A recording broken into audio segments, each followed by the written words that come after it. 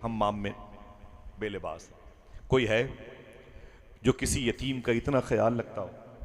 कोई है जो दरवाजे पर आने वाले फ़कीर के लहजे का एहतराम करता हो? लोग गालियां देते हैं, इतनी हाँकी मारूंगा दिमाग खराब हो जाएंगे। लोग भीख मांगने वाले को बुरा भला बोले, मोबाइल चोरी करेगा, बच्चे चोरी करेगा। इस किस्म के तानों से हम आने वाले फ़कीरों की आवाज़ों पर दबाव डालते हैं। हमें यह नहीं पता होता कि जहां पर हमारे बच्चे ने रात भर गाने बजाने सुने हैं दरवाजे पर, उसी दरवाजे पर एक आने वाले ने अल्लाह का नाम लिया, हमारे घर वालों पर उसने एहसान कर दिया। अल्लाह के रसूल का ये आईन था, आर्टिकल था, हुजूर का कानून था।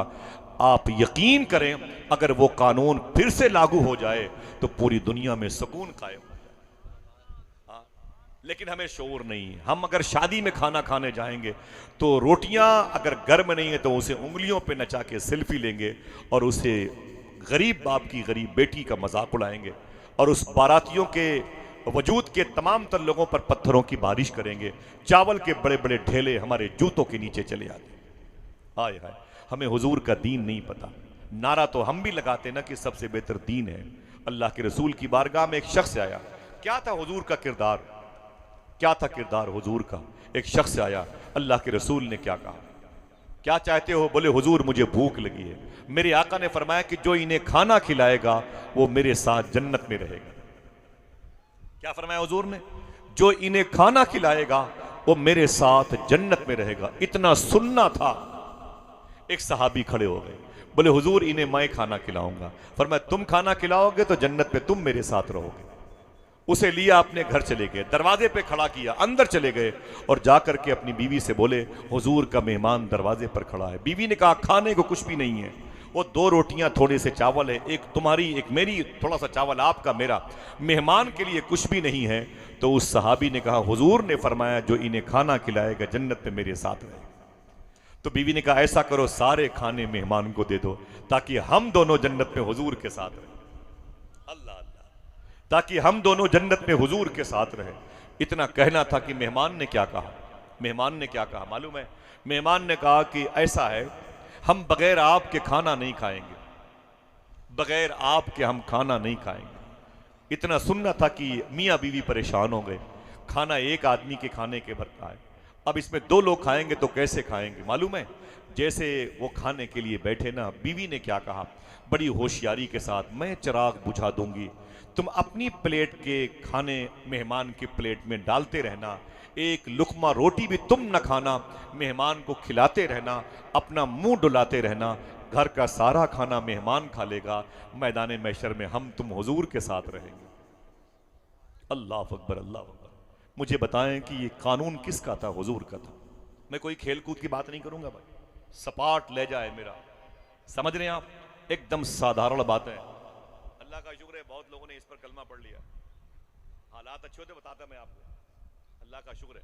मैं चाहता हूं कि आप दीन समझे। हिंदुस्तान में कभी हुजूर नहीं आए, सिद्दीक उमर नहीं आए, उस्मान व अली नहीं आए, फिर ये दीन कैसे फैला?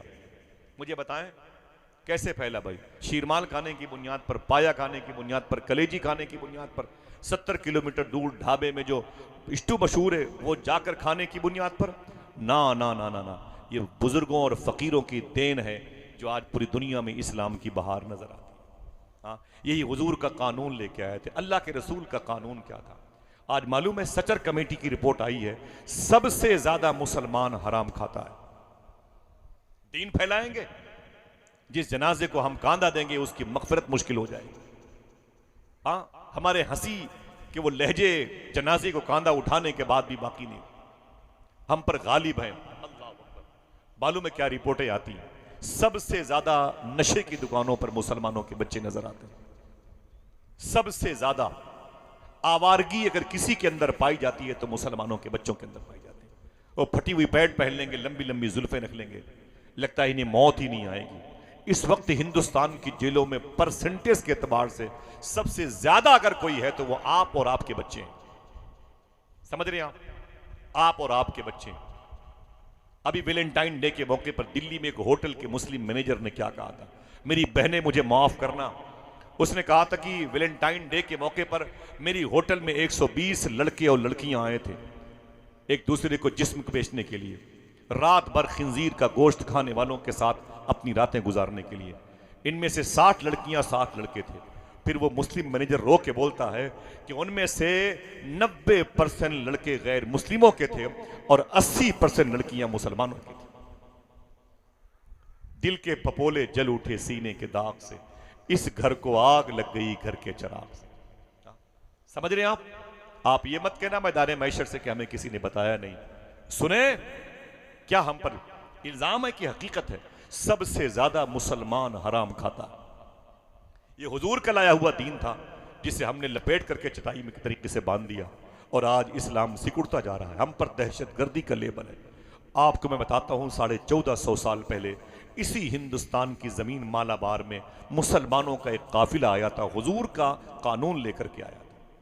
मालूम है, वो जैसे ही साहिल समुंदर पे निकले ना, उन लोगों ने समुंदर के पानी से वजू किया और वजू करने के बाद मुसल्ले बिछा लिए और मुसल्ले बिछाने के बाद सबने नमाज अदा की और तस्बीह लेके बैठ गए, अल्लाह अल्लाह अल्लाह।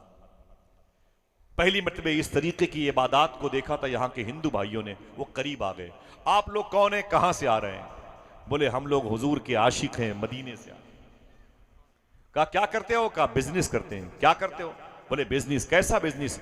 बोले हम कपड़े का गट्ठर लेके आए, माल बेचने आए। बोले कैसा? बोले ये टेरिकाट का, ये पोलिस्टर का, ये कॉटन का है, ये मखमल का, ये कपड़ा बेचता हूं। ये पूरा ग्रुप कपड़ा बेचता है। तो हिंदुस्तान के हिंदू भाइयों ने क्या कहा? तवज्जो रखेंगे भाई, आप रखेंगे? गर्मी बहुत ज्यादा है, मुझे भी उलझन है और आपको भी, मुझे मालूम है डिस्टर्ब है आप मौसम से, लेकिन सुने आप, बैठे रहें। करबला में इससे ज्यादा गर्मी थी। मैं करबला इतनी मरतबे गया हूं कि मुझे याद नहीं। अभी बगदाद शरीफ से आया हूं और इंशाल्लाह फिर 15-20 दिन के बाद जाना है गौस पाक की बारगाह में। चलेंगे आप लोग इंशाल्लाह। किताब का नाम है काफिला क्यों लूटा। किताब का राइटर अफगानिस्तान का, रहता है अमेरिका में। उस किताब में लिखा हुआ है कि जिस ज़मीन को करबला कहते हैं ना, उस ज़मीन पर आम दिनों में, गर्मी के आम दिनों में जो टेम्परेचर होता था वो कभी कभी 120 तक पहुंच जाया। यहां 60 में तो हॉस्पिटल में जगह नहीं मिलती, 120 तक पहुंच जाता। जहां हुसैन ने इतने टेम्परेचर में अपनी नस्लों को भी बचाया है और अपने नाना के दीन को भी बचाया। गर्मी है, मुझे पता है आपको उलझन होती होगी और ये बातें नहीं समझ में आएंगी। मैं कोई नारा वाला आदमी नहीं हूं, लेकिन आप सुकून से बैठे, मुझे बहुत सुकून, बहुत अच्छा लग रहा है। मालूम है क्या किया था?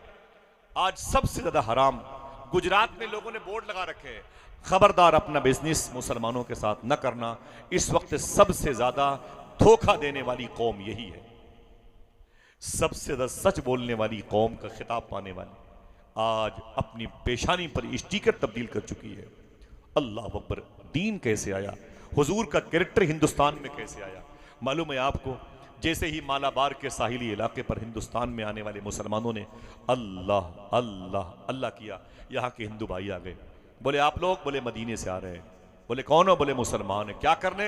बोले ये कपड़े का गट्ठर है, इसे बेचने आया हूँ, बेचूंगा, यहाँ से गरम मसाला खरीदूंगा, फिर अरब शरीफ जाऊंगा, वहाँ उसे बेचूंगा, फिर वहाँ से कपड़े लाऊंगा, फिर यहाँ बेचूंगा, वगैरह वगैरह। तो कहा इसकी कीमत क्या है? सुनना गौर से, इसकी कीमत क्या है? इसकी कीमत क्या है? तो हिंदुस्तान की उस साहिल समंदर की जमीन पर खड़े होने वाले मुसलमानों ने क्या कहा था? सारे कपड़े के गट्ठर में एक एक बालिश्त कपड़ा निकला हुआ है, उस पर कीमत लिखी हुई है। आप देख लें, ये मिसाल के तौर पर 1 रुपये मीटर है, ये 2 रुपये, ये 3 रुपये, ये 4 रुपये। एक गट्ठर में कपड़ा मखमल का था, मखमल का। तो हिंदुस्तान के हिंदू भाइयों ने कहा ये कपड़ा कितने का है? तो मदीने से आने वाले हुजूर के आशिकों ने कहा ये सबसे सस्ता कपड़ा है। कहा इसे तो सबसे ज्यादा महंगा होना चाहिए। ये सबसे ज्यादा सस्ता क्यों है? सबसे ज्यादा ये सस्ता कपड़ा क्यों है? अगर दिल कहे तो बताऊं आपको, यकीन पड़े तो सोचना। मुसलमानों ने कहा बात यह है कि पूरे गट्ठर में 1 फीट एक बालिश्त कपड़ा खराब लिपटा हुआ। पूरे गट्ठर में एक बालिश्त कपड़ा खराब लिपटा हुआ है, इसलिए मैंने इसकी कीमत सबसे कम रखी है। समझ के बोलना। हिंदुस्तान के हिंदू भाइयों ने क्या कहा? अपने माल के ऐब को छुपाकर, अपने ऐब को छुपाकर माल बेचना मुझको आता है। अपने ऐब को बताकर माल बेचने का तरीका तुम्हें किसने सिखा दिया? समझ लिया? अपने ऐब को छुपाकर माल बेचने का तरीका मुझको आता है, अपने ऐब को बताकर माल बेचने की तकनीक तुमने कहां से सीखी है? अगर दिल कहे तो सुभान अल्लाह कहना। हुजूर के गुलामों ने कहा ये बात हमने आमिना के लाल से सीखी, ये बात हमने, ऊंची बोलो, अल्लाह के रसूल से सीखी है। हिंदुस्तान के हिंदू भाइयों ने कहा कौन है इनमें अल्लाह के रसूल? वो रोने लगे, बोले यहां नहीं। बोले फिर कहां है? बोले वो तो मदीने में। बोले वो क्यों नहीं आए? फिर रोने लगे। बोले उनका तो देहांत हो चुका है, जाहिरी इंतकाल हो चुका है, अपनी कब्र शरीफ में आराम कर रहे हैं। तब हिंदुस्तान के हिंदू भाइयों ने कहा था अजीब बात है, जिस नबी की बातें तुम मानते हो इंतकाल कर गए। तो आशिकों ने कहा हाँ वो दुनिया में न रहे। तब यहाँ के गैर मुस्लिमों ने कहा था अजीब बात है, उनके इंतकाल के बाद भी उनकी बातें मानते हो। तब उन आशिकों ने कहा था सुनो, मेरा अकीदा उस नबी के बारे में यह है कि वो इंतकाल के बाद भी जमीन वालों को वैसे ही देखते हैं जैसे लोग अपनी हथेली देखा करते हैं। अल्लाह अल्लाह अल्लाह। झूठ बोलूंगा हुजूर को खबर हो जाएगी, हराम खाऊंगा हुजूर को खबर हो जाएगी। अगर आप में से कोई एक आदमी अपने हाथ को उठा के सुभान अल्लाह कहे तो मैं बता दूं कि उसके बाद हिंदू भाइयों ने क्या कहा। बताऊं आपको, मालूम क्या कहा हिंदू भाइयों ने? ऐसा है कि अब कपड़े का थान बाद में लूंगा, कलमा पढ़ के मुसलमान पहले बनना चाहता। आज मुझे पता चला कि वाकई सबसे बेहतर दीन अगर कोई है, ऊंची बोले ऊंची बोले, मैं गुजारिश करूंगा। वासिफ अली वासिफ ने एक बात कही है, 50 साल पहले तुम्हें कोई नहीं जानता था, 50 साल के बाद भी तुम्हें कोई नहीं जानेगा। लिहाजा अगर ये चाहते हो कि मैदान मैशर में तुम्हें हुजूर पहचान ले तो आइए वादा करें उस इस्लाम को फॉलो करेंगे जिसे हुजूर लेकर के आए इंशाअल्लाह। बोले हाँ। आज मालूम है मुसलमानों के यहाँ हराम खोरी, शराब नोशी बहुत ज्यादा है, बहुत ज्यादा शराब नोशी। अजीब बात है, वो होंठ जिसे दरूद पढ़ना चाहिए उसे पता ही नहीं कि वो होंठ आज शराब के हवाले, वो होंठ आज खिंजीर का गोश्त खाने वालों के साथ में। अफसोस होता है, आप क्या दीन बढ़ाएंगे, क्या दीन फैलाएंगे? सब भरोसा आपका इन्हीं उलमाए किराम के साथ। कितनी बड़ी जिम्मेदारियां इन पर डालेंगे। अल्लाह अकबर अल्लाह अकबर। मालूम है आपको, मैं गुजारिश करूंगा कि आप दीन समझें। पहले अपने बच्चों को आप हलाल खिला के पालें। सूफिया कहते हैं कि अगर आपके बच्चे आपकी बातों की तरफ तवज्जो ना दें, आवारा हो जाएं, नशे की तरफ, हराम की तरफ, रिश्वत की तरफ, दलाली की तरफ, उन्हें किसी मुअव्विस, किसी तावीज़ लिखने वाले के पास मत जाओ लेकर। सबसे पहले गौर करो अपने दस्तरखान पर, कहीं से तुम्हारे बच्चे हराम तो नहीं खा रहे। समझ रहे हो मेरी बात? हराम तो नहीं खा रहे। अल्लाह अकबर अल्लाह अकबर। आज पूरे मुल्क का सबसे बड़ा मुश्किल अलमिया यही है कि हमारे यहाँ हलाल से इज्तिनाब किया जा रहा, हराम खाने की मुहिम चल रही है। जिसको देखो वही इस काम में, जिसको देखो वही इस काम में। उसे बोले तेरी बेटियां, बोले 3 है, क्या करते हो? बोले दलाली करता हूं। बोले शर्म नहीं आती? हराम खिला के अपनी बच्चियों को पालता है। तो मालूम क्या बोलता है? नहीं हराम खाऊंगा तो बच्चियां कैसे पलेंगी, नहीं हराम खाऊंगा तो बच्चे कैसे बड़े होंगे। अल्लाह अकबर। तुम बच्चों को पालोगे? अगर कहो तो एक बात बताऊं सुलेमान अलैहिस्सलाम की। सुनो, सबसे बेहतर दीन, वादा करो 2 चीजों पर कायम रहना है आपको। इस्लाम आपको देता है पैगाम, सच बोलते रहो और हलाल खाते रहो। इंशाअल्लाह बोले इंशाअल्लाह। दिल से बोले। मेरा तो दिल कह रहा है कि पंखे का रुख आधे घंटे के लिए उधर घुमा दे। हाँ भाई, लेकिन फिर भी हवा नहीं लगेगी, बहुत ऊपर रखा हुआ है। मैं माफी चाहता हूं भाई, माफी चाहता हूं आपको। जो ये कहता है कि मेरी 3 बेटियां हराम नहीं खाऊंगा तो मेरी बच्चियां कैसे बड़ी होंगी।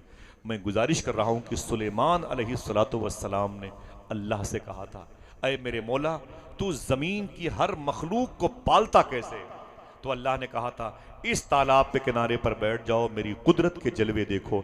जैसे ही सुलेमान अलैहिस्सलाम बैठे, आपने क्या देखा? एक चींटी है, एक मुंह में चावल के दाने को लेकर के ऐसे ही तालाब के किनारे पर टहल रही है। थोड़ी देर के बाद एक मेढक आया, उसने चींटी के करीब पहुंच के मुंह खोला, चींटी उसके पैरों पर चढ़ करके उसके मुंह में गई और मेढक ने मुंह बंद कर लिया। तालाब में डुबकी लगाई, मेढक गायब हो गया। बहुत देर के बाद फिर वो मेढक बाहर आया। सुलेमान अलैहिस्सलाम बैठे हुए थे। जब मेढक बाहर आया तो उसने फिर बाहर निकल के मुंह खोला, चूंटी उसके मुंह से निकली, पैर से आई और अपनी सुराख बिल में चली गई। उस वक्त उसके मुंह में चावल के दाने नहीं थे, वो पता नहीं कहां चले गए। सुलेमान अलैहिस्सलाम ने कहा, मेरे मौला अभी ये चूंटी आई चावल के दाने लेकर के, और फिर अब वापसी में जब पहले नजर आई थी तो चावल के दाने लिए थे, अब तो बगैर चावल के दाने के नजर आ रही है। मेढक का आना लेके जाना ये क्या है? साहिबो सुनो, अल्लाह ने कहा, ऐ सुलेमान, मैंने इसी तालाब के जजीरे पर एक अंधा कीड़ा पैदा किया है, एक अंधा कीड़ा पैदा किया है। उस कीड़े को अपना रिस्क नहीं समझ में आता, उस तक खाना पहुंचाने के लिए मैंने इस मेढक को और इस चूंटी को पैदा किया। अल्लाह अकबर। मुझे बताओ कि एक साल तक अल्लाह ने लॉकडाउन में आपको पाला कि नहीं पाला? बोलो भाई। फिर ये बहाना कि हम हराम नहीं खाएंगे तो काम कैसे चलेगा? उन्हीं की नस्लें आवारा हैं, बदअकीदा है, वहाबिया, दयाबना, शीयत और राफजियत के करीब हैं, जिनके दस्तरखान पर हराम लुक़्मे आ रहे हैं। वादा करो इंशाअल्लाह इस्लाम को आगे बढ़ाना है तो इंशाअल्लाहुल अज़ीम हलाल खाने की आज से कोशिश करेंगे इंशाअल्लाह। बोले इंशाअल्लाह, दिल से बोलो भाई। बड़ी बेचैनी है, मुझे महसूस हो रहा है, बड़ी बेचैनी है, लेकिन इसका मतलब ये नहीं कि लोगों की मोहब्बतों को फरामोश कर दो, लोगों की मोहब्बतों को फरामोश कर दो। मालूम है एक बड़े अजीम बुजुर्ग हैं इधर मुजफ्फरपुर में, जिनका नाम है तेग अली शाह। क्या नाम है?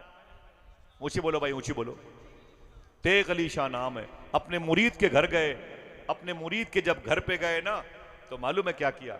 बोले कि मेरे लिए वजू का पानी लाओ, और वजू के पानी को लाने के बाद आपने फरमाया कि मेरे घोड़े के लिए चारा लाओ। हसन भाई देखें भाई, मुझे अच्छा लगता है कि वो लोग सुकून सुनते, कोई नारा हंगामा ना हो, लेकिन उठने बैठने का माहौल ना पैदा करें, ठीक है? मुझे खुद भी एहसास है टेम्परेचर बहुत ज्यादा है गर्मी का, बता दिया होता बाबा तो इतनी जहमत क्यों होती। समझ रहे हैं आप? ज्यादा उठक बैठक मत करें, बैठे सुकून से। मुझे खेल कूद पसंद नहीं है, 95% लोग सुकून से बैठे और थोड़ी सी बातें सुने। तेग अली शाह सरकार मुरीद के यहाँ गए, बोले फरमाया कि मेरे लिए लोटे में पानी लाओ। जब लोटे में पानी आ गया तो फरमाया मेरे घोड़े के लिए चारा लाओ। आपने वजू किया, 2 रकात नमाज पढ़ी, गुलाम आया, कहा घोड़ा गिर गया और तड़प रहा है, वो मर जाएगा। सरकार तेग अली शाह घोड़े के करीब गए और आपने घोड़े की पीठ पर हाथ रखा, कहा मेरा घोड़ा क्या वाकई मर जाएगा? इसे क्या खिलाया आपने? उसके मुंह से गंदा पानी निकल रहा था। तो मुरीद ने कहा, आपने कहा था इसे चारा खिलाओ, तो मैंने इसे चारा खिलाया। आवाज मेरी पहुंच रही है? बताए हाथ उठा के पहुंच रही है? हाथ उठाओगे थोड़ी सी हवा सी लगेगी इंशाल्लाह। बताओ पहुंच रही है? इसको सुनना गौर से। तेग अली शाह सरकार फरमाते हैं, मैंने कहा मेरे घोड़े को तुमने क्या खिलाया? उसने कहा चारा खिलाया। मैंने कहा चारा कहाँ था? कहा सामने वाले खेत से लाया हूं। मैंने कहा वो खेत किसका है? तो उसने कहा हुजूर वो खेत इसी गांव के एक साहब का है। मैंने कहा सही बताना, क्या उससे तूने बगैर पूछे हुए चारा निकाल कर मेरे घोड़े खिलाया है? तो मुरीद ने कहा जी हुजूर, उससे मैंने पूछा नहीं, बगैर पूछे चारा वहां से काट करके आप घोड़े को खिला दिया। तेग अली शाह रोने लगे। जिसका दिल कहे वो सुभान अल्लाह कहे। आपने फरमाया था जैसे तेग अली हराम नहीं खाता, तेग अली का घोड़ा भी हराम नहीं खाता। अल्लाह अकबर, अल्लाह अकबर। आप समझ रहे हैं? आप हराम खाने की बुनियाद पर इस्लाम की रोशनी हमारे जहनो दिमाग से निकल गई। अल्लाह माफ़ फरमाए, अल्लाह माफ़ फरमाए। सबसे बेहतर दीन बोलो भाई इस्लाम। कैसा इस्लाम, कैसा इस्लाम है? आपको मालूम है ये वो हिंदू है, वो मुसलमान है, वो हिंदू है, वो मुसलमान है, इसी में लोग मरे जा रहे हैं, इसी में लोग मरे। कहो तो एक बात बताऊं आपको इस्लाम के हवाले से, वादा कीजिए अपने हाथों को उठा के, कल इन बातों को किसी न किसी को बताओगे इंशाअल्लाह। बोलो भाई, बोलो बोलो बोलो, इंशाअल्लाह कह दो भाई। मैं कई घंटे बोलने वाला आदमी, थोड़ी देर के बाद मुझे जाना है भाई, मैं नहीं बोलूंगा इंशाअल्लाह। मैंने इसी शर्त पर बहुत लंबे सफर की दावत ली थी भाई, मुझे अब दावत न देना, लेकिन मुझे अच्छा लग रहा है आप लोग बैठे हुए। गर्मी है, मेरा कोई कसूर नहीं है। सुने आप, हज पे जाते हैं लोग, बोलो भाई। एक साहब हज पे जा रहे हैं, अभी लब्बैक अल्लाहुम्मा लब्बैक, लब्बैक अल्लाहुम्मा लब्बैक, लब्बैक ला शरीक लक लब्बैक, इन्नल हम्द वन निअमत लक वल मुल्क के नारे नहीं लगाए। अभी एहराम पहने हुए हैं, मीकात आ गए। एक लड़की को देखा और लड़की ने क्या किया कि गंदगी के ढेर से कोई चीज उठाई और अपने दुपट्टे में लपेटा, घर के अंदर चली गई। वो बुजुर्ग पहुंचे और उसके दरवाजे पे दस्तक दी। लड़की ने कहा कौन? कहा मैं। कहा हाजी हूं, दरवाजा खोलो। लड़की सामने दरवाजा खोल के खड़ी हो गई। कहा आप कौन है? कहा मैं हज पे जा रहा हूं। कहा जाओ। कहा बेटी ये बता कि तू उस गंदगी के ढेर से क्या लेके आई है? लड़की ने रोक के कहा कि आपको इससे क्या मतलब, आपको इससे क्या मतलब, आप जाए अपना काम करें। कहा ना ना ना बेटी बता दे, बता दे, मैं अल्लाह घर की ज़ियारत को जा रहा हूँ। जाओ ना भाई। कहा बता दे। कहा नहीं। कहा तेरा बाप कहा नहीं है। कहा फिर भी बता दे, बता दे, शायद मैं तेरे कुछ काम आ जाऊं। लड़की ने कहा मरी हुई चिड़िया है ये, सड़ गई है, इसमें चींटियां लगी हुई हैं। कहा इसे क्यों उठा के लाई है? लड़की ने रोते हुए कहा कि 3 दिन से मेरा छोटा भाई 5-6 साल का कुछ खाया नहीं, 3 दिन से मेरा सगा भाई कुछ खाया नहीं, अंदर बिस्तर पे मौत के मुंह में है। आज भी अगर उसे कुछ न मिला तो वो मर जाएगा। बोले फिर? बोले ये गंदगी के ढेर पर ये चिड़िया पड़ी हुई थी, मैंने इसे उठाया और घर लेके आ गई, इसे धुलूंगी और गर्म करके वो थोड़े से टुकड़े बोटी के, हालांकि ये हराम है लेकिन अब मेरे भाई के लिए हलाल है, उसके मुंह में डाल दूंगी, शायद मेरा भाई 2-3 दिन तक जिंदा हो जाए। उस हाजी का नाम था हजरत अब्दुल्ला। क्या नाम था? कोई और बोले? हजरत जनाबे अब्दुल्ला ने क्या कहा? बेटी तेरा बाप? बोले वो मर गया। बोले तेरी माँ? बोले वो मर गई। घर में कोई नहीं है? कहा कोई नहीं है। कहा खाने के लिए? कहा कुछ भी नहीं है। तब जनाबे अब्दुल्ला ने अपने नौकर, अपने खादिम से क्या कहा? यहां से मक्का शरीफ कितना फासला है? बोले ज्यादा नहीं है, 2 दिन के बाद मक्का आ जाएगा और कल दोपहर तक मीकात आ जाएगी और फिर लब्बैक अल्लाहुम्मा लब्बैक के नारे लगाएंगे और पहुंचेंगे काबतुल मुशर्रफा की ज़ियारत करेंगे। कहा अपने पास कितने पैसे हैं? कहा 6,000 रुपए। कितने? ऊंची आवाज में कितने? कहा 6,000 रुपए हैं। कहा यहां से वापसी में कितने पैसे लगते हैं अपने घर को जाने में? तो शेख अब्दुल्ला के खादिम ने कहा हुजूर अगर हम दोनों वापस यहां से जाएंगे अपने घर तो किराए के 500 रुपए खर्च होंगे। कहा कितने बचेंगे? कहा 5,500। तो मालूम है अब्दुल्ला ने क्या कहा? 5,500 रुपए इस यतीम बच्ची को दे दे, काबा अगले साल देखेंगे, काबा अगले साल देखेंगे। अल्लाह। तो खादिम ने कहा हुजूर क्या कह रहे हैं आप? और सामने काबा है, अल्लाह का मुबारक मोहतशम मौज़्ज़म घर, उसकी ज़ियारत को कर ले। फरमाया नहीं अब काबा क्या देखूं, मैंने इस बच्ची के टूटे हुए दिल में काबे के मालिक को देख लिया। बोले ये क्या है? बोले यही इस्लाम है। अल्लाह अकबर। 5,500 रुपए जो उनके पास थे उस यतीम बच्ची को दिया और वापस आ गए। साहिबो सुनना, हाथ जोड़ता हूं, बहुत मुझे सुकून लग रहा है, अच्छा लग रहा है। आप इतनी गर्मी में भी खुदा कसम बैठे हुए हैं, बहुत बड़ी बड़े बड़े जलसे हमने 30-32 साल में उखड़ते हुए देखे। मौसम की बेतनाई से ना, ये तो इनका खुलूस है इन भाइयों का जो आप बैठे हुए। अल्लाह आप सबके माँ बाप की मगफरत फरमाए। आमीन कह दो, तो हाथों उड़ा के आमीन कह दो। अल्लाह फ़लस्तीन के बच्चों पे करम फरमाए, गर्मी के मौसम में जानवरों पे, परिंदों पे करम फरमाए। मालूम है क्या हुआ? जब वो वापस आए तो उनके शहर के जो लोग हज करने के लिए गए थे, 2 महीने के बाद वो हाजी वापस आए तो शेख अब्दुल्ला के घर में आए वो हाजी, और आके बोले ए अब्दुल्ला साहब आपको हज बहुत बहुत मुबारक, आपको हज बहुत बहुत मुबारक हो। तो जनाबे अब्दुल्ला ने कहा मुबारक तो आपको हो, हमें क्यों हो, हम तो गए ही नहीं थे। अगर जिसका दिल कहे बोले। तो जनाबे अब्दुल्ला से उनके गांव शहर के लोगों ने कहा कैसी बातें करते हैं, मैंने आपको काबे के आंगन में देखा, मैंने आपको सफ़ा और मरवा में देखा, मैंने हतीम में देखा, बाब रहमत में देखा, बाब काबा पे देखा, मिज़ाब रहमत में देखा, हजर अस्वद के रुकन यमानी के सामने देखा, मीना मुज़दलिफ़ा अरफात में देखा। कैसी बातें करते हैं, मैंने तो आपको हर जगह देखा है।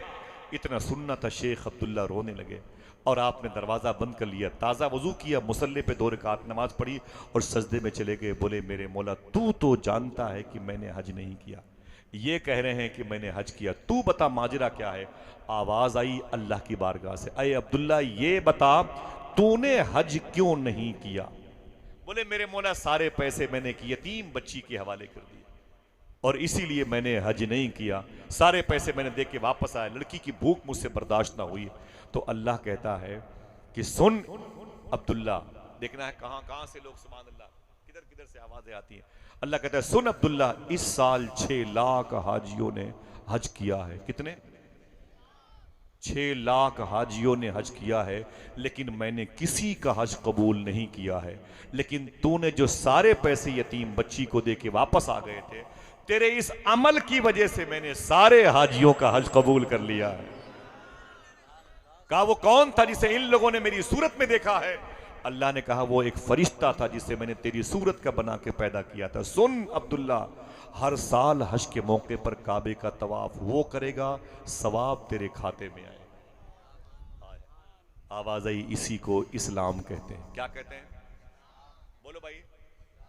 हम अजमेर चले जाएंगे, हर महीने जाएंगे, लेकिन पड़ोस में कोई भूखा हुआ है। उलमाए किराम के बच्चे, मुझे बड़ी तकलीफ होती, माफ़ी चाहता हूँ। अभी अगले साल की न्यूज़ है, बहराइच शरीफ में मेरे दोस्त ने मुझे बताया कि आसिफ भाई, एक इमाम साहब का छप्पर जो है ना, कमरा बड़ा कमज़ोर था, और कमेटी वालों से कहते थे मेरे घर की दीवारें बड़ी खस्ता हैं, मेरे बच्चे बच्चियाँ डरते हैं, कुछ करें। तो गांव के लोग कहते थे पढ़ाना है पढ़ाओ वरना घर जाओ। इमाम साहब कहते थे कि ये दीवारें गिर गई तो मेरे बच्चे मर जाएंगे। आपको पता होना चाहिए कि एक दिन इमाम साहब फजर की नमाज पढ़ाने के लिए, अभी एक साल भी नहीं गुजरा, आए मस्जिद में, और बगल में मस्जिद थी। हजरत जैसे वो खड़े हुए मस्जिद में इमाम साहब ना, वैसे ही उनके घर की दीवार गिर गई। 5 बच्चे और उनकी एक बीवी उसी दीवार में दब के मर गए। और हम हैं कि हर महीने अजमेर की बात करते हैं, हर महीने बगदाद और मदीने की बात करते हैं। काश मुआशरे का नाम भी इस्लाम था, ये चैप्टर भी पढ़ लिया होता।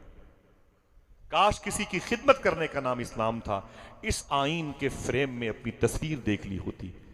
मैं बताता हूं, जिस बुजुर्ग ने उस यतीम बच्ची को पैसे दिए थे उसका नाम क्या था? सबकी आवाज नहीं आ रही, माशाल्लाह। बच्चों को याद है क्या नाम था? अल्लाह सलामत रखे, क्या नाम था? अब्दुल्ला। ये नाम याद रहेगा। क्या खूबी थी कि इसने हज के मौके पर अपने सारे पैसे दे दिए। बेस क्या था, रीजन क्या था? तो पता चलेगा कि वो तरबियत का असर था, वो गोद अच्छी थी, माँ बाप का इंस्टीट्यूट बड़ा प्यारा था, घर आंगन की फिजा इस्लामी थी, माँ बाप ने इस्लाम को समझा था। अगर कहो तो मैं बताऊं कि माँ बाप कैसे समझे थे इस्लाम। वादा करो इंशाल्लाह इन बातों को बताओगे अपने भाई बहनों को, इंशाल्लाह। बोलो इंशाल्लाह। सबसे बेहतर दीन, ये न कहना मैदान महशर में कि हमें खबर ना हुई। खुदा की कसम, हमारे कमेटी के लोगों ने अपना काम कर दिया है। थोड़ा सा दीन सीख ले।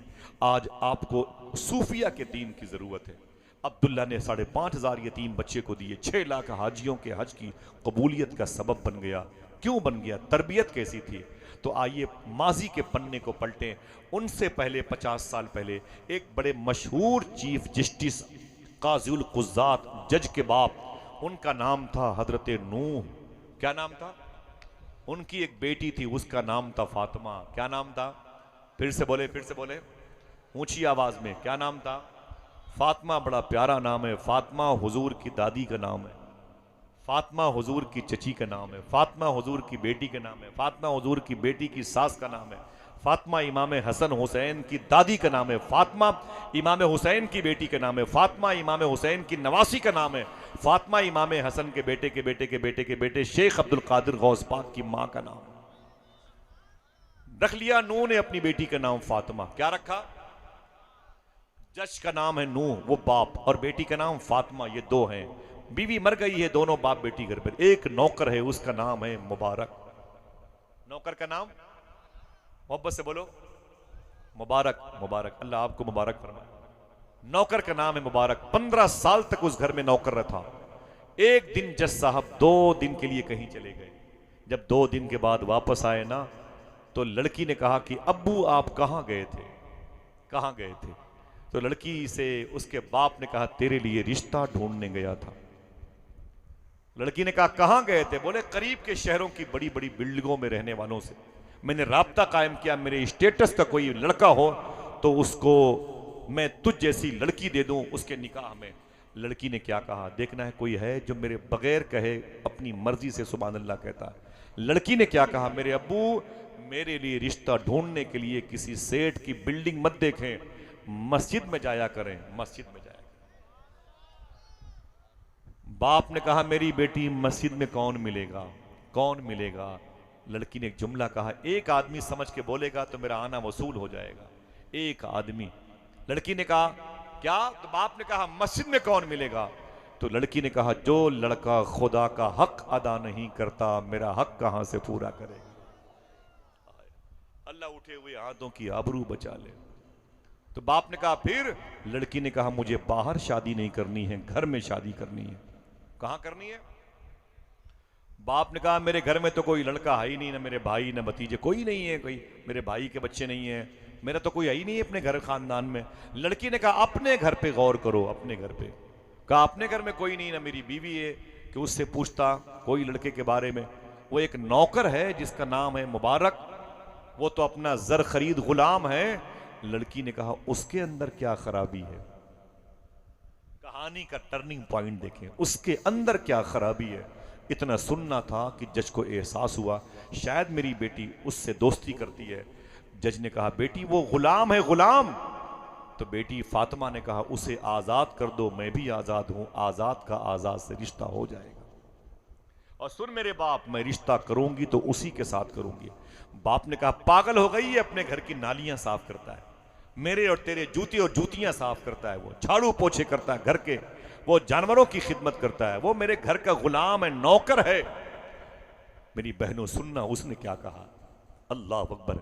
लड़की ने कहा अय मेरे बाप, ये तो देख लिया कि मेरे घर की नालियां साफ करता है, ये नहीं देखा जब रातों को हम और तुम सो जाते हैं तो उसके कमरे से कुरान की तिलावत की आवाज आती रहती, उसके घर के दरो दीवार हुजूर पर दरूद पढ़ते रहते, उसके घर के दरो दीवार हुजूर की नातों से आशना हो चुके हैं।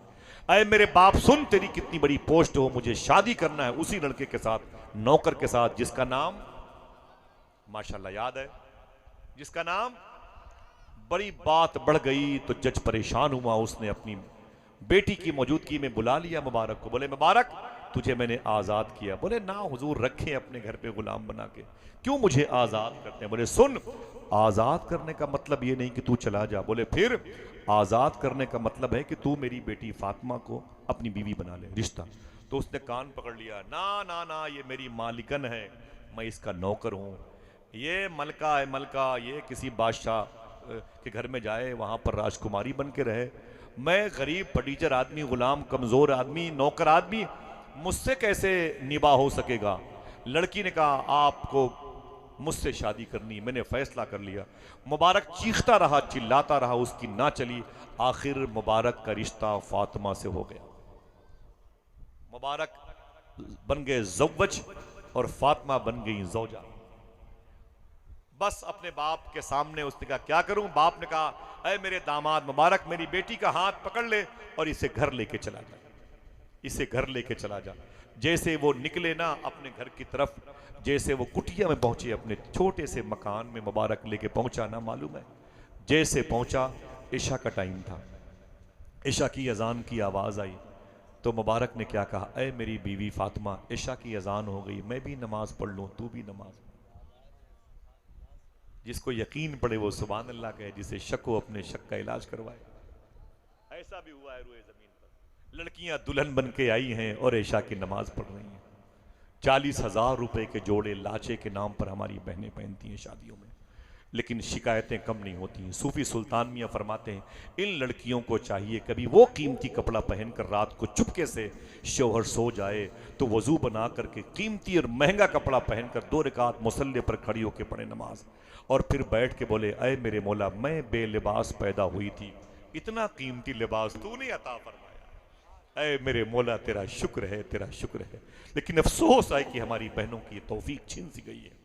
मालूम है जैसे ही वो लड़की नमाज के लिए खड़ी हुई, मुबारक को इशा की नमाज पढ़ के वापस आना था, नहीं आया, नहीं आया, मुबारक नहीं आया। जब मुबारक नहीं आया तो मालूम है ये पहली रात थी, वस्ल की रात थी, 2 रूहों के इत्तिसाल की रात थी, एक दूसरे की मोहब्बतें एक दूसरे में मुदगम होने वाली थी। अल्लाह अकबर, ये पहली रात जिसका इंतजार हम भी करते हैं, हमारी बहनें भी करती हैं, समझ रहे हैं? अल्लाह अकबर। रात के आखिरी हिस्से में, इस मुबारक रात में, मुबारक अपने घर में आया, उसकी बीवी फातिमा सो गई थी, थक कर उठ के बैठ गई, खड़ी होकर के उसने अपने शौहर को सलाम किया, आज पहली रात है, बोलना बोलना, अगर यकीन पड़े तो बोलना। जैसे फातिमा उठ के बैठी, मुबारक ने कहा बैठो, सलाम का जवाब दिया। आज तो उन्हें मोहब्बत की बातें करनी चाहिए थी, प्यार की बातें करनी चाहिए थे, लेकिन जिसका दिल कहे सुभान अल्लाह कहे। मालूम मुबारक ने क्या कहा, बैठो फातिमा, आओ आज की रात मदीने वाले की बातें करते हैं। अल्लाह, बैठो मदीने वाले की बातें करते हैं। जैसे बातें होने लगी, फजर की अजान की आवाज आई, पहली रात निकल गई। तो मुबारक ने कहा चलो तुम भी नमाज पढ़ लो, हम भी नमाज पढ़।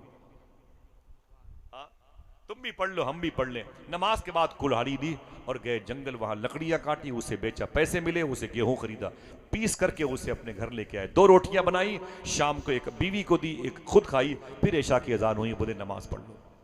फिर चले गए मस्जिद, फिर रात के आखिरी हिस्से में घर पे आए और अपनी बीवी से बोले आज वजू बना के बैठो, आज हुजूर की बेटी फातिमा की बातें कर। ऐसी 2 से 4, 4 से 8 दिन हो गए, 8 से 9, 9 से 10 दिन हो गए। जब रात के आखिरी हिस्से में मुबारक अपने घर में आता था, अपनी बीवी से मोहब्बत की बातें नहीं करता था। बात या तो मदीने वाले की करता था या मदीने वाले के आशिकों की करता था। जब 10 दिन हो गए तब बीवी को पता चला, ओफो ये तो शौहर के लायक नहीं है, मैंने गलत फैसला ले लिया। उसने अपने बाप को एक खत भेजा, कहा बाप मैं उजड़ गई, बर्बाद हो गई, मुझे बचाएं इस दलदल से, मुझे तलाक दिलवाएं वरना मैं मर जाऊंगी, खुदकुशी कर लूंगी। ये मुबारक 2 कौड़ी का आदमी है। बाप अपने सर पे ओहदा लिए हुए आ गया, बोला क्या बात है?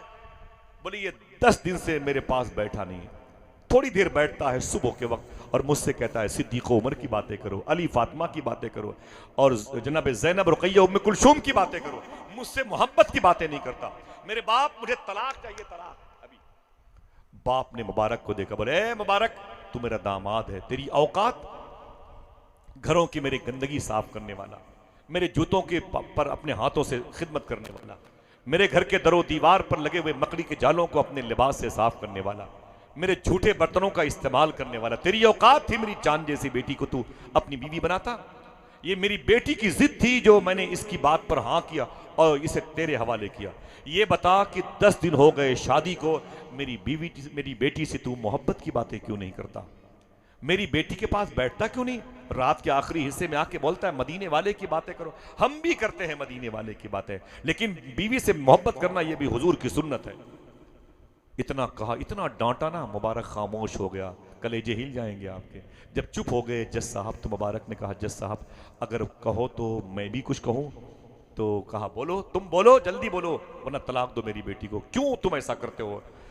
मुबारक ने कहा ये बताओ जज साहब तुम्हारा कारोबार क्या है? सुनना, ना कोई हंसे ना कोई नारा लगाए, तुम्हारा कारोबार क्या है? तो जज ने कहा तुम तो जानते हो कि मैं तो कलम से फैसले करता हूं, मैं चीफ जस्टिस हूं, जज हूं, जज का बाप। मुबारक ने कहा मैंने कितने दिन तुम्हारे घर में गुजारे हैं? कहा 15 साल के आसपास। तब मुबारक ने चुपके से कहा जज साहब सही बताना, आप फैसला करने के मामले में रिश्वत लेते थे कि नहीं लेते थे? हराम लाते थे घर पे कि नहीं? हराम की गड्डियां घर पे आती थी कि नहीं? हराम के पैसे अमीरों से लेकर के गरीबों को उनके बदले में जेल में ठूंसते थे कि नहीं? अगर कातिल पैसे वाला है तो उसके घर वालों से पैसे लेकर के उसको आजाद करके मकतूल के भाई को जेल में डालते थे। तुम ये हराम काम करते थे कि नहीं करते थे? कोई जोर से बोले नहीं, मुझे खामोश लोग पसंद है। ये बता जज तू हराम खाता था कि नहीं खाता था? तो जज ने कहा यार मुबारक ये फाइल यहां क्यों खोल रहा है? शाबाश, ये फाइल यहां क्यों खोल रहा है? तो मुबारक ने कहा इस केस का ताल्लुक इसी फाइल से, इस केस का ताल्लुक इसी फाइल से। कहा क्या मतलब? कहा मतलब यह है कि तुम हराम खाते थे कि नहीं? कहा यार तुम्हें तो पता है रातों को गड्डियां तुमसे मैं गिनवाता था, पैसे तुमसे मैं तय करवाता था और उसको मैं भी अपने घर के फला जगह पर अपनी तिजोरी में रखवाता था तुमसे कह के, सब तो तुम जानते हो, छोड़ो यार ये सब बातें, मेरी बेटी से मोहब्बत की बातें क्यों नहीं करते? तब मुबारक ने कहा सच बताना, सच बताना, वो हराम के जो पैसे तुम लाते थे जिससे अनाज, राशन, फ्रूट्स, मेवा जात की चीजें, ये तेरी बेटी फातिमा उसे खाती थी कि नहीं खाती थी? जज ने कहा हाँ वो हराम की दौलत की से लाई हुई जो फ्रूट्स की मंडियों की चीजें थी वो सब मेरी बेटी खाती थी। साहिबो अगर दिल कहे तो 2-3 लोग बोलेंगे, बकिया जिसको अल्लाह तौफीक दे। तब उस मुबारक ने क्या कहा, जज साहब अपनी बेटी को समझा दीजिए, अभी 10 दिन हुए शादी को। कितने? 10 दिन। अभी 30 दिन तक मैं और तेरी बेटी के पास बैठ के इससे मोहब्बत की बात नहीं करूंगा। अभी 30 दिन और बाकी, मैं तेरी बेटी के पास बैठ के अभी मोहब्बत की बातें नहीं करूंगा। कहा क्यों? कहा इसलिए कि मदीने वाले आका ने इरशाद फरमाया है जब कोई हराम खाता है तो हराम लुकमे का असर 40 दिन तक बाकी रहता है। मैं नहीं चाहता हूं कि मेरी औलादें हराम खोर पैदा। हाथ उठाएं, उठाए उठाए रखें, उठाए रखें अपने अपने माँ बाप के नाम पर। सही बताएं, कुछ समझा कि नहीं समझा? बोलो हाँ, जोड़ता हूं आपसे, समझा कि नहीं समझा? बातें समझ में आती है? हाँ, क्या कहा था? अभी 40 दिन तक और मैं तेरी बेटी के पास नहीं बैठूंगा। सुनना भाई, सुनना, अभी 40 दिन तक मैं और तेरी 30 दिन तक और नहीं बैठूंगा, जब तक 40 दिन ना हो जाए। मुझे डर इस बात का है मेरी औलादें हरामखोर न पैदा हो। जज खड़ा हो गया, उसने कहा वाह मुबारक वाह, बड़ी दूर की कोड़ी लाए। सुनना इसे सोने के कलम से लिखने के लायक जुमले हैं। मैं आपसे नहीं कहूंगा कि आप नारा लगाएं, कोई हंगामा करें, आप सुन तो लें इन बातों को, जिन बातों को सुनाने के लिए उलमाए किराम ने मुझे अपने कदमों के नीचे रखा।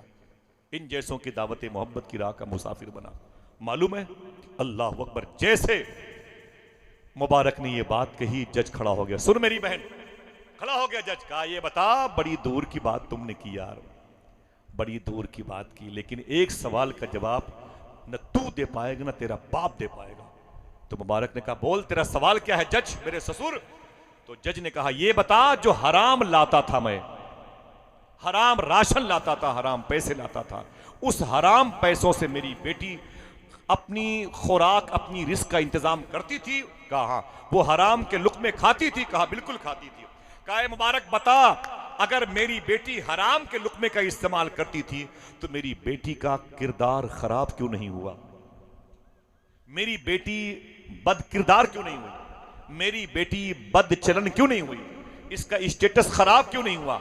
ये पूरे मोहल्ले में अपनी इज्जत फरोश की हैसियत से मशहूर क्यों नहीं हुई? मेरी बेटी आवारा क्यों नहीं हुई? अब देखना है कितने लोग हैं जो अपने हाथों को उठा के सुभान अल्लाह कहते हैं। फिर मुबारक खड़ा हो गया, कहा ये नामे फातिमा की बरकत है। हाय हाय हाय हाय, ये नामे फातिमा की बरकत है। सुन जज, अगर तूने अपनी बेटी का नाम कुछ और रखा होता तो तेरी बेटी इस हराम लहू की वजह से वो काम करती पूरे मोहल्ले में कि नाक यहां से नहीं यहां से कटती। अगर भरम बाकी रखा है तो नामे फातिमा ने बाकी रखा है। हाय हाय, जरा हाथों को उठा के बोले अपने अपने माँ बाप की मग़फ़िरत के लिए। बात समझ में आई? जब इस कदर एहतियाती जुमले सुने तो जज खड़ा होकर फिर बोला, ऐ मेरी बेटी, मैं जा रहा हूं। कोई है जो बोले सुभान अल्लाह? मैं जा रहा हूं। सुन, लोगों को मरने के बाद जन्नत मिला करती है, तुझे तो दुनिया में जन्नत मिल गई है। ऐ मेरी बेटी, तुझे इससे अच्छा शौहर दे नहीं सकता जो सही इस्लाम की रूह से वाकिफ है। ऐ मेरी बेटी, जा, तेरा शौहर जन्नती है, तेरा शौहर अल्लाह का दोस्त है, सही इस्लाम इसके पास है। इतना कहकर अपनी बेटी फातिमा को मुबारक के हवाले किया। अब आपके तड़पने का वक्त आया है। जब फातिमा के हवाले किया, उसके बाद 30 दिन तक ये दोनों मियाँ बीवी कहीं रसूल की, कहीं रसूल ज़ादे की, कहीं रसूल के गुलामों की, कहीं रसूल के मुसाहिबीन की, कहीं हुजूर के जानिसारों की, कहीं हुजूर के आशिकों की बातें करते करते 40 दिन जब गुजर गई रातें, उसके बाद जब ये दोनों मियाँ बीवी इकट्ठा हुए, फिर उस घर में 9 महीने के बाद एक बच्चा पैदा हुआ। यही बच्चा जब बड़ा हुआ और हज के मौके पर एहराम बांधने वाला था, मीकात नजर आने वाला था, लेकिन 5,500 रुपए दे करके एक यतीम बच्ची को वापस आ गया, जिसके इस अमल से अल्लाह ने 6 लाख हाजियों का हज कबूल कर लिया। वो कोई और नहीं, इसी मुबारक का बेटा है जिसे दुनिया अब्दुल्ला इब्न मुबारक के नाम। अगर गोद अच्छी होती है, तरबियत का अच्छी होती है, तो नस्लें अच्छी होती। जाओ, बियर की दुकानें खुली होंगी अभी भी नशे की दुकानें, कहीं ना कहीं भांग की दुकानें खुली होंगी। कोई नहीं तुम्हें मना करेगा, जाएं अपने बच्चों को बेचें। लेकिन खुदा की कसम बताता हूं आपको दीन इन्हीं दरवेशों फकीरों के पास मिलेगा। आप कहते हो कि मेरा बेटा आपके मदरसे में पढ़ा है कुरान, लेकिन भागता रात के 12 बजे तक घर नहीं आता। साहिबो, माफी चाहता हूं, तरबियत पर गौर करो। क्या बात है, हमने अपने बच्चे को कौन सा दीन दिया? मालूम है, एक शख्स की, एक साहब की बेटी, माँ जो है बीमार पड़ गई और माँ आखिरी हिचकी, एक बेटा उसका था। कहीं मेरी वीडियो देखे वो सुन के समझ जाएगा, इशारा मेरी तरफ, अल्लाह माफ फरमाए। उसकी माँ आखिरी हिचकी ले रही थी और जब पता किया गया कि माँ अपने बेटे को याद कर रही है, तो मालूम है बेटा कहाँ था? बेटा टाकीज में टिकट की लाइन में खड़ा हुआ फिल्म देखने के लिए जा रहा। दिल के फपोले जग उठे सीने के दाग से, इस घर को आग लग गई घर के चिराग से। खबरदार, ईमान